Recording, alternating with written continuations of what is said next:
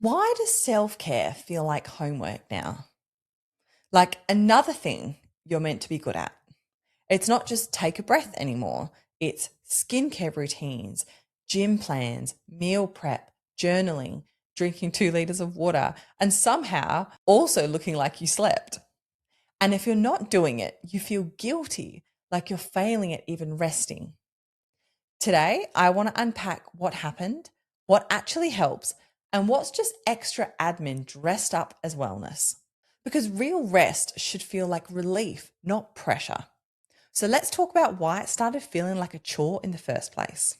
Okay, so here's the thing. When most mums picture self care, they don't picture a nap or sitting in silence. They picture an image, version of a woman who has it together, clear skin, shiny hair, matching gym set, iced coffee, tidy house in the background, and she's somehow calm. That image gets sold to us over and over, and it's sneaky because it looks like support. It looks like someone saying, you deserve this, but it often comes with a hidden message. And if you're not doing this, you're letting yourself go. And that's where self care turns into a performance because now it's not, what do I need? It's, what should I be doing? And the second it becomes should, it's basically joined your to do list. You're not alone if you've ever thought, I need to do self care and immediately felt tired. That's not laziness, that's your brain clocking another task. And there's a reason it hits mums so hard.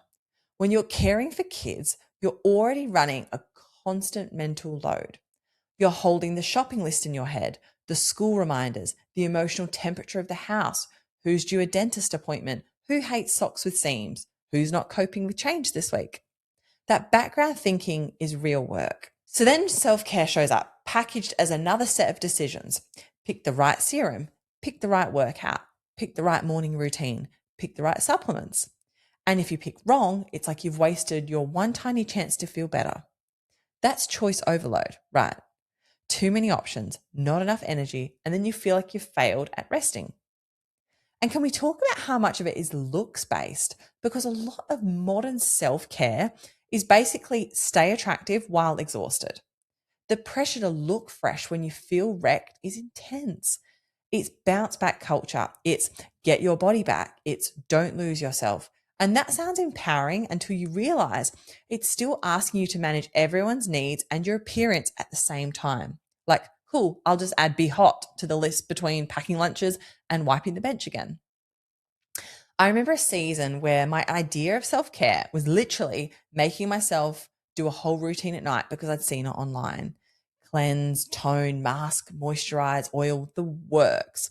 And on paper, it was nice. But in real life, it felt like I was speed running a beauty checklist while listening for a child calling out. I'd be standing there thinking, if I don't do this, I'm not taking care of myself. And if I do it, I'm still resentful because it's taking time I don't have. That's such a weird headspace, isn't it? Like you're doing self care and somehow it still doesn't feel very caring. And it's because care isn't the same as improvement. A lot of commercialized self care is built on perfectionism. It's the idea that you can optimize your way out of burnout. Like if you just had the right planner and the right morning routine, you'd be fine. But perfectionism turns everything into a pass fail test. If you can't do the full routine, if you do none of it, if you miss a day, you feel like you ruined it. And then self care becomes another place you can fall short, which is the last thing a depleted mum needs. So here's a reframe I want you to remember. If it's another task you dread, it's not care, it's admin. If the thought of it makes you tense, if it feels like pressure, if it feels like you're performing for someone, it's probably not the kind of self care you need right now.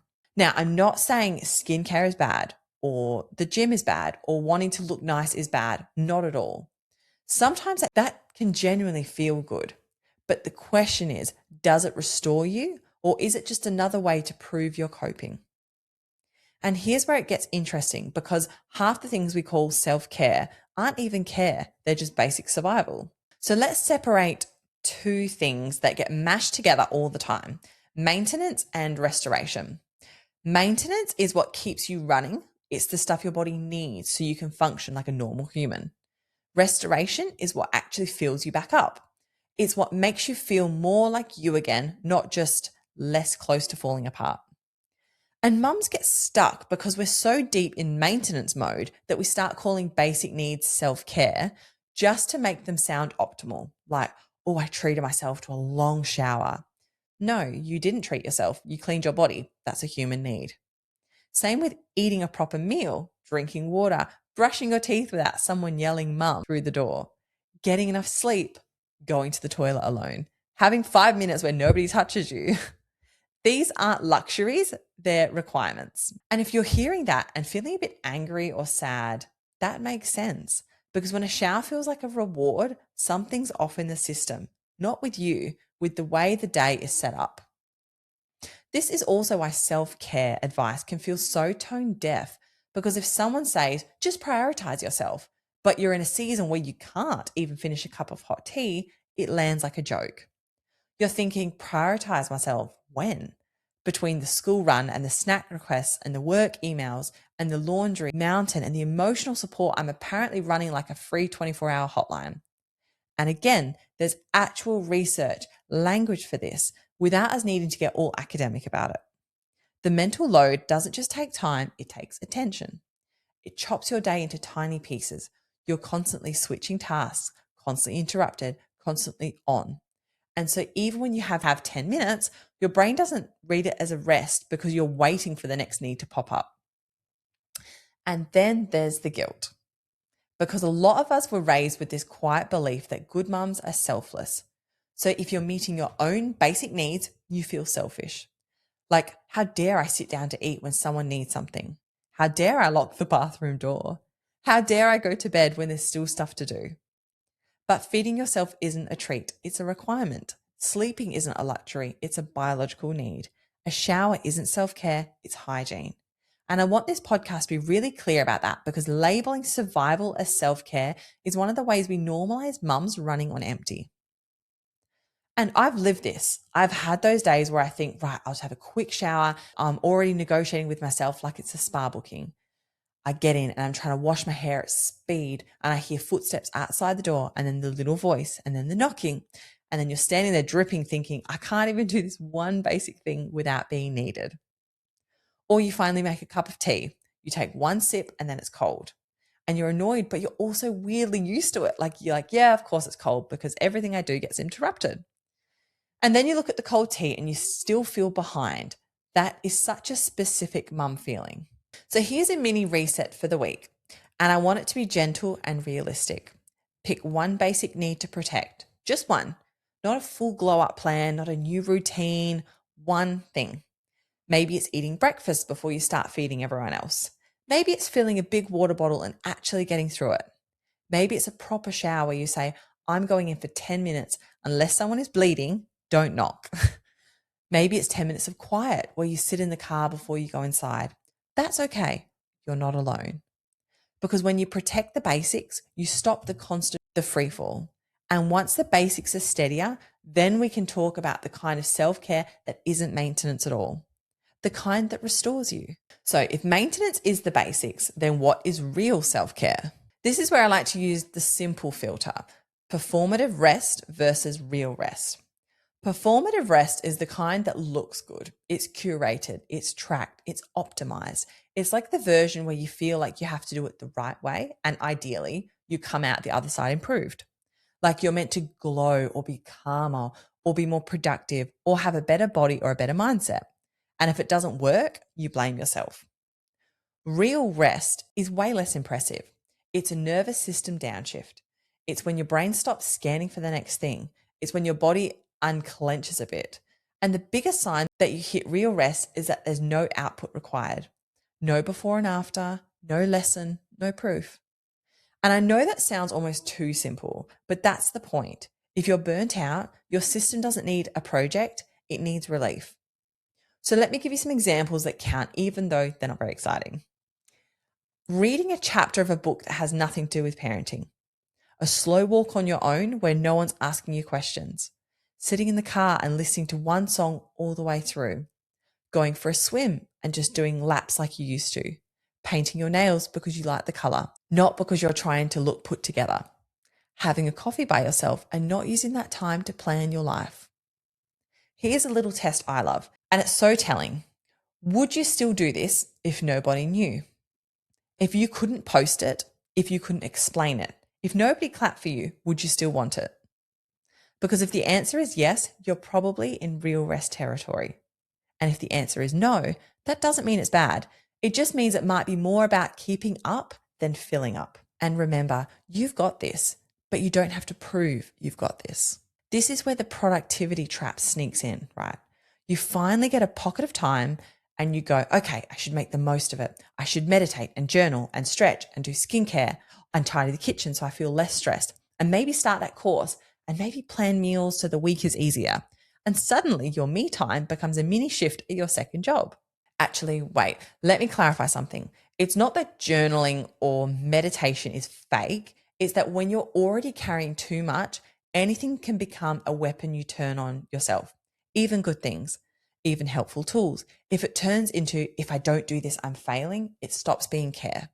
So sometimes the most restorative thing you can do is something that has no point. It's just enjoyable. It's just yours. Joy is allowed. Fun is allowed. It doesn't need to be educational or healthy or productive to count.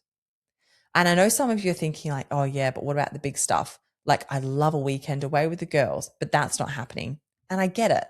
Big rest can feel impossible in the season you're in. So I want you to think in two sizes: small rest and big rest. Big rest is the girls' weekend, the proper day out, the long swim, the massage, quiet hotel room. It's amazing. And if you can do it, do it. But small rest is the thing that keeps you from going under between those bigger moments. Small rest is 10 minutes of reading, a solo walk around the block, music in your headphones while you fold laundry, not as a hack, but because it makes you feel like a person. 5 minutes in the backyard with your face in the sun. One phone call with a friend where you don't talk about the kids the whole time. And here's the identity piece, because this matters more than we think. When you become a mum, you don't stop being you. You do lose easy access to you. So real self-care is about remembering what you liked before kids or discovering what you like now. Maybe you used to love swimming. Maybe you used to love writing. Maybe you used to love just wandering through the shops with no plan.